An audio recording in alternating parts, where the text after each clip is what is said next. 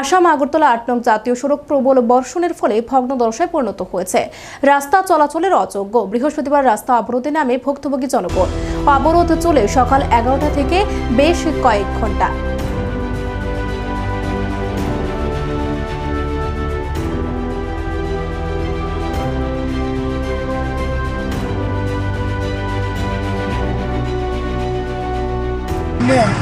আসাম আগরতলা রাস্তা একদম বন্ধ হয়ে গিয়েছে।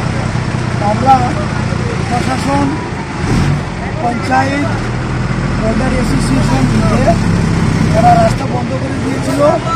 ওটাকে আমরা প্রতিশ্রুতি দিয়ে আমরা ছাড়িয়ে দিয়েছি।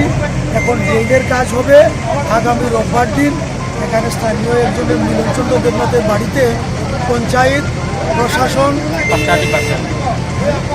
ফরেস্ট ডিপার্টমেন্ট, তারপরে পলিউশন কন্ট্রোল, পিডব্লিউডি সবাই মিলে ওদের যাতে ওরা যা হয়েছে তা এবং ড্রেনের কাজ সব কিছু সুষ্ঠু সুন্দরভাবে যাতে করা যায় সেই ব্যবস্থা করার জন্য আগামী দিন সেই মিটিংটার ব্যবস্থা করা হয়েছে। এক্ষণে রাস্তাটা ছাড়িয়ে দেওয়া হবে। নমস্কার।